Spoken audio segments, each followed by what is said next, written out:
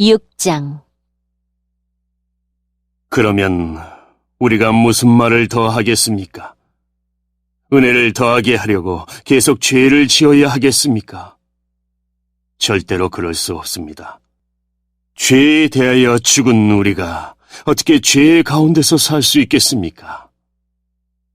여러분은 우리가 그리스도 예수와 연합하는 세례를 받았을 때에 그분의 죽음과 연합하는 세례를 받았다는 사실을 알지 못합니까?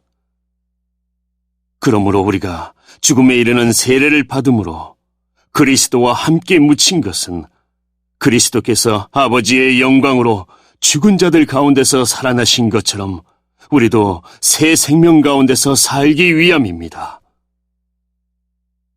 우리가 그리스도와 연합하여 그분의 죽음에 참여하였다면 그분과 연합하여 그분의 부활에도 참여할 것이 확실합니다.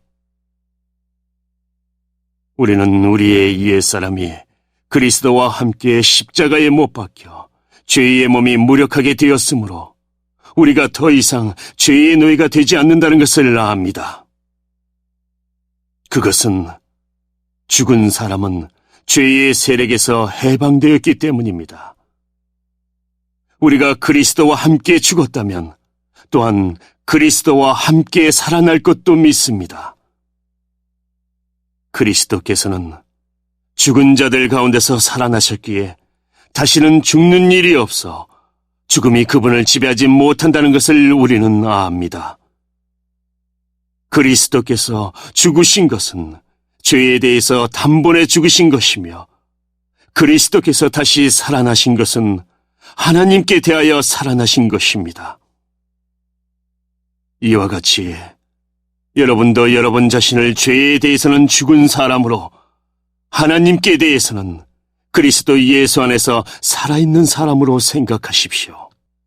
그러므로 죽게 될 여러분의 몸에 죄가 왕노릇하여 몸의 욕심을 따라 살지 않도록 하십시오. 또한 여러분의 몸을 불의를 행하는 도구로 죄에게 내어주지 말고 죽은 자들 가운데에서 살아난 자들답게 여러분의 몸을 의를 행하는 도구로 여러분 자신을 하나님께 드리십시오. 여러분은 율법 아래에 있지 않고 은혜 아래에 있으므로 죄가 여러분에게 왕노릇할 수가 없습니다. 그러면 어떻게 해야 하겠습니까? 우리가 율법 아래에 있지 않고 은혜 아래에 있다고 해서 죄를 짓자는 말입니까? 절대로 그럴 수는 없습니다. 여러분이 어떤 사람에게 복종하여 여러분 자신을 그 사람에게 바치면 여러분은 그 사람의 종이 된다는 것을 알지 못하십니까? 여러분은 죽음에 이르는 죄의 종이 될 수도 있고 의에 이르는 순종의 종이 될 수도 있습니다. 그러나 하나님께 감사할 것이 있습니다. 여러분이 전에는 죄의 종이었으나 전수받은 가르침에 본해 전심을 다해 복종함으로써 죄로부터 해방되어 의의 종이 되었습니다. 여러분의 육신이 연약하기 때문에 일상적인 말로 예를 들어 말하겠습니다. 여러분이 전에는 여러분의 몸을 더러움과 불법의 종으로 들여 불법을 행했습니다. 그러나 이제는 여러분의 몸을 의의 종으로 들여 거룩함에 이르십시오. 전에 여러분이 죄의 종이었을 때는 의의 다스림을 받지 않았습니다. 그때 여러분이 얻은 열매는 무엇입니까? 지금에 와서 부끄러워하는 그 일들의 마지막은 사망이었습니다. 그러나 이제는 여러분이 죄에서 해방되어 하나님의 종이 되었습니다. 그리하여 거룩함에 이르는 열매를 맺고 있습니다. 그 일의 마지막은 영생입니다. 죄의 대가는 죽음이지만 하나님의 선물은 우리 주 예수 그리스도 안에 있는 영생입니다. 7장. 형제 자매 여러분, 나는 지금 율법을 아는 여러분에게 말하고 있습니다. 여러분은 율법이 사람이 살아있는 동안에만 그 사람을 지배한다는 것을 알지 못합니까? 이를테면 결혼한 여자는 남편이 살아있는 동안에는 법에 의해 남편에 매여 살아야 합니다. 하지만 남편이 죽으면 그 여자는 남편에게 매여있던 법에서 해방됩니다. 그래서 여자가 남편이 아직 살아있는데도 다른 남자와 결혼하면 그 여자는 간음죄를 짓는 것이 되지만, 만일 남편이 죽으면 그 여자는 그 법에서 해방되므로 다른 남자와 결혼하더라도 간음죄를 짓는 것이 되지 않습니다. 내 형제 자매 여러분, 이와 같이 여러분들도 그리스도의 몸으로 말미암아 율법에 대해 죽었습니다.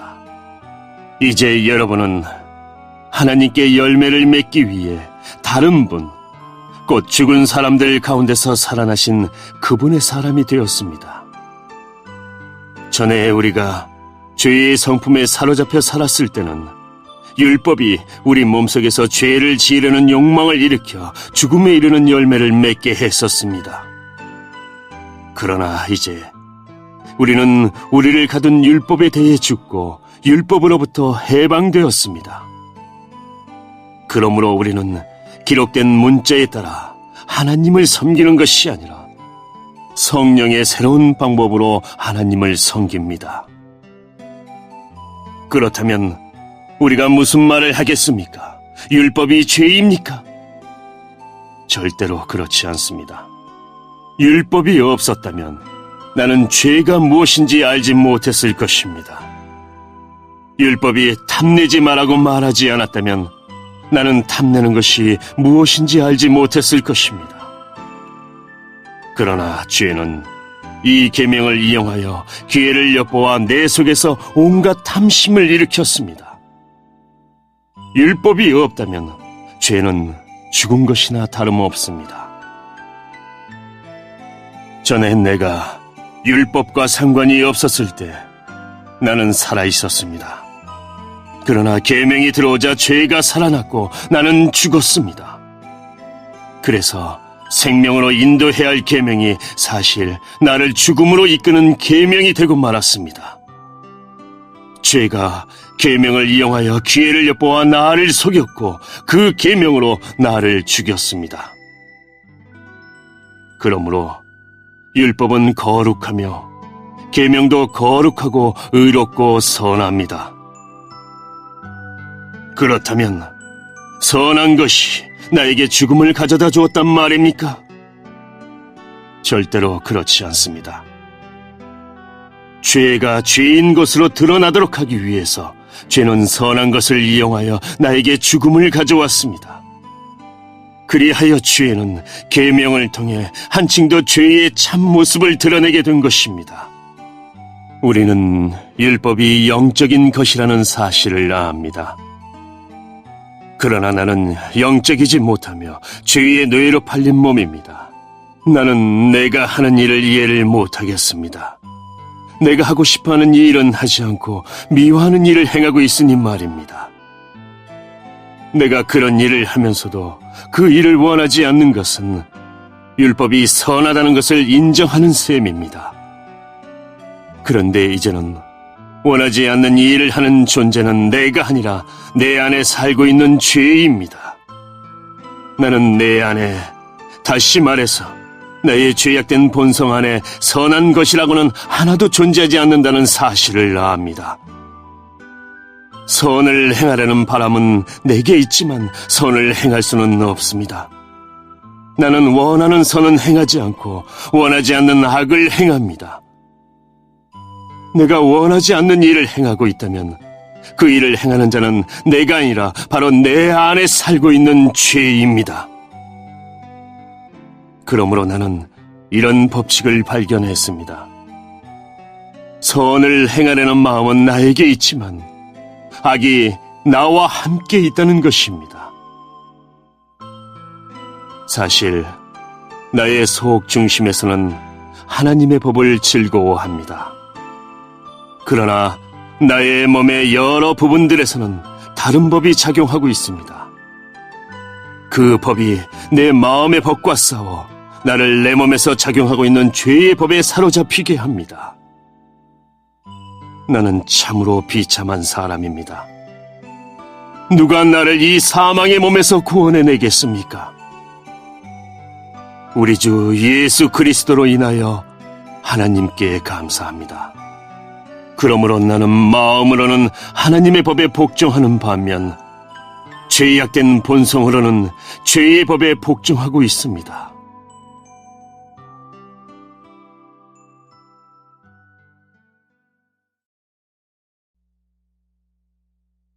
8장. 그러므로 이제 그리스도 예수 안에 있는 사람은 정죄를 받지 않습니다.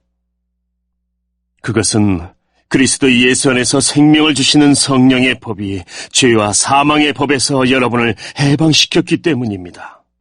율법이 죄의 본성 때문에 연약하여 할 수 없었던 것을 하나님께서는 죄를 없애기 위해 자신의 아들을 죄 있는 사람의 모양으로 보내심으로써 행하셨습니다.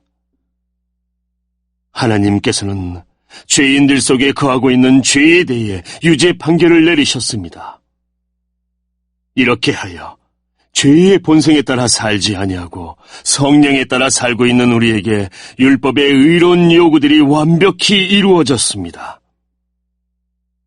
죄의 본성을 따라 사는 사람들은 죄의 본성이 바라는 일을 생각하지만 성령을 따라 사는 사람들은 성령이 바라시는 일을 생각합니다. 죄의 본성의 지배를 받는 사람의 생각은 죽음이지만 성령의 지배를 받는 사람의 생각은 생명과 평강입니다. 죄의 본성이 생각하는 것은 하나님을 거스르는 것입니다. 그것은 하나님의 법에 복종하지 않을 뿐 아니라 할 수도 없습니다. 죄의 본성의 지배를 받는 사람은 하나님을 기쁘시게 할 수 없습니다. 그러나 하나님의 영이 여러분 안에 계시다면 여러분은 죄의 본성의 지배를 받지 않고 성령의 지배를 받게 됩니다. 누구든지 그리스도의 영이 없는 사람은 그리스도에게 속한 사람이 아닙니다. 반면 그리스도께서 여러분 안에 계시다면 여러분의 몸은 죄 때문에 죽은 존재이지만 여러분의 영은 의 때문에 살아 있습니다. 예수님을 죽은 사람들 가운데서 다시 살리신 분의 영이 여러분 안에 살아계시면 여러분 안에 계신 그분의 영으로서 여러분의 죽을 몸도 살리실 것입니다. 그러므로 형제 여러분, 우리는 빚을 진 사람들입니다. 그러나 죄의 본성을 따라 살아야 하는 죄의 본성에 빚진 사람이 아닙니다. 죄의 본성에 따라 산다면 여러분은 죽을 것입니다. 그러나 성령의 도우심을 받아 몸의 악한 이를 죽인다면 여러분은 살 것입니다. 왜냐하면 하나님의 영으로 인도받는 사람들은 누구나 하나님의 자녀이기 때문입니다. 여러분이 받은 성령은 여러분을 다시 두려움에 이르게 하는 노예로 만드는 영이 아니라 여러분을 하나님의 자녀가 되게 하는 영이십니다. 그래서 우리는 그 성령을 의지하여 아바, 아버지라고 부를 수 있는 것입니다. 성령께서는 친히 우리의 영과 함께 우리가 하나님의 자녀라는 것을 증언합니다. 자녀라면 또한 상속자이기도 합니다. 우리는 하나님의 상속자이며 또한 그리스도와 공동의 상속자입니다. 그래서 우리는 그리스도께서 누리시는 영광에 참여하기 위해 그분이 겪으신 고난에도 참여하는 것입니다. 나는 현재 우리가 겪는 고난은 장차 우리에게 나타날 영광과 비교하면 아무것도 아니라고 생각합니다. 모든 피조물은 하나님의 자녀들이 나타나기만을 간절히 기다리고 있습니다. 피조물은 허무하게 되었습니다. 그렇게 된 것은 피조물이 원해서가 아니라 그렇게 하신 하나님의 뜻 때문이었습니다. 하지만 소망은 있습니다. 그것은 피조물도 썩어짐의 굴레에서 해방되어 하나님의 자녀가 누리는 영광스러운 자유에 참여하리라는 소망입니다. 우리는 모든 피조물이 이제까지 신음하고 해산의 고통을 겪고 있다는 것을 압니다. 피조물만 아니라 성령의 첫 열매를 받은 우리들 자신도 속으로 신음하며 우리가 하나님의 자녀가 되는 것과 우리 몸이 구속될 것을 간절히 기다리고 있습니다. 우리는 이러한 소망으로 구원을 받았습니다. 눈에 보이는 소망은 소망이 아닙니다. 보이는 것을 소망하는 사람이 어디 있겠습니까? 따라서 우리가 아직 보지 못한 것을 소망한다면 우리는 그것을 인내함으로 기다려야 합니다. 이처럼 성령께서는 우리의 약함을 도와주십니다. 우리는 무엇을 기도해야 하는지도 모르지만 성령께서는 말로 다 표현할 수 없는 간절함으로 우리를 위해 중보기도를 하십니다. 사람의 마음을 꿰뚫어 보시는 하나님께서는 성령의 생각이 무엇인지를 아십니다. 그것은 성령께서 하나님의 뜻에 따라 성도들을 위해 중보기도를 하시기 때문입니다. 우리는 하나님께서 모든 일을 하나님을 사랑하는 사람, 즉 하나님의 목적을 위해 부름을 입은 사람들의 선을 위하여 하신다는 것을 알고 있습니다. 하나님께서는 전부터 아셨던 사람들을 그분의 아들과 동일한 형상을 갖도록 미리 정하시고 하나님의 아들을 많은 형제들 중에서 맏아들이 되게 하셨습니다. 하나님께서는 미리 정하신 사람들을 부르셨고 부르신 사람들을 의롭다고 하셨고 의롭다고 하신 사람들을 영화롭게 하셨습니다. 이 점에 대해 우리가 무엇이라고 말할 수 있겠습니까? 하나님께서 우리 편이시라면 누가 우리를 대적하겠습니까? 자기 아들까지도 아끼지 않고 우리 모두를 위해 내어주신 분께서 그 아들과 함께 우리에게 모든 것을 은혜로 주지 않으시겠습니까? 하나님께서 택하신 사람들을 누가 고소할 수 있겠습니까? 의롭게 하시는 분은 하나님이신데 누가 감히 죄가 있다고 판단하겠습니까? 죽으신 분은 그리스도 예수이십니다. 그분은 죽으셨을 뿐만 아니라 다시 살아나 하나님의 오른편에 앉아 계시면서 우리를 위해 중보 기도를 하고 계십니다. 누가 우리를 그리스도의 사랑에서 끊을 수 있겠습니까? 환난입니까? 아니면 어려움입니까? 핍박입니까? 그렇지 않으면 굶주림입니까? 헐벗음입니까? 위험입니까? 아니면 칼입니까? 성경에 기록된 것처럼 우리는 하루 종일 주님을 위해 죽음에 직면하고 있습니다. 우리는 도살당할 양과 같은 대접을 받았습니다. 그러나 우리는 우리를 사랑하신 하나님을 힘입어 이 모든 것을 이기고도 남습니다. 나는 확신합니다. 죽음이나 생명이나 천사들이나 하늘의 권세자들이나 현재일이나 장래일이나 어떤 힘이나 가장 높은 것이나 깊은 것이나 그 밖에 어떤 피조물이라도 우리를 우리 주 그리스도 예수 안에 있는 하나님의 사랑에서 끊을 수 없습니다.